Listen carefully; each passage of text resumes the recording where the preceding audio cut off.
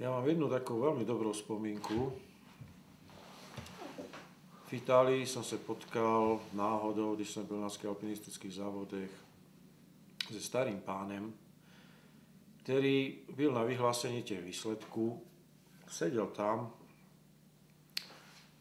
nikam sa necpal na žádnou tribunu, žádné řečnení, nič. Sedel, usmíval sa, díval sa, možná měl tehdy 80 rokov. Ja som nevedel, kto to je, samozrejme. Až potom som sa asi niekoho zeptal a oni mi říkají, no to je Riccardo Cassin, slavný lezec. A proste som si uvedomil, ten človek nemusel říct nic. Za nej mluvilo to, co on niekdy vylezl, samozrejme. A to, že bylo na ňem vidieť, tí hory byli v ňom. To bylo obrovský kus skromnosti a takej spokojenosti v tom človeku.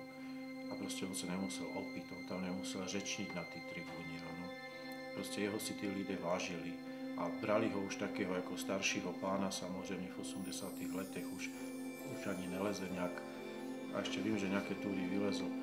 Ale som si řekl, že proste veľkí lidé sú asi veľký tím, že nemusí o tom mluviť a sú úžasne skromní.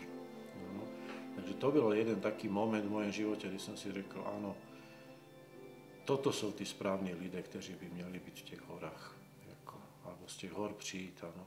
Takže tak si spomínam na tohoto Cassina a pôsobil na mňa veľmi, veľmi takým príjemným, spokojeným dojmem, bez veľkých rečí. Proste jeho oči, jeho tvář mluvila, ale on mluviť nemusel.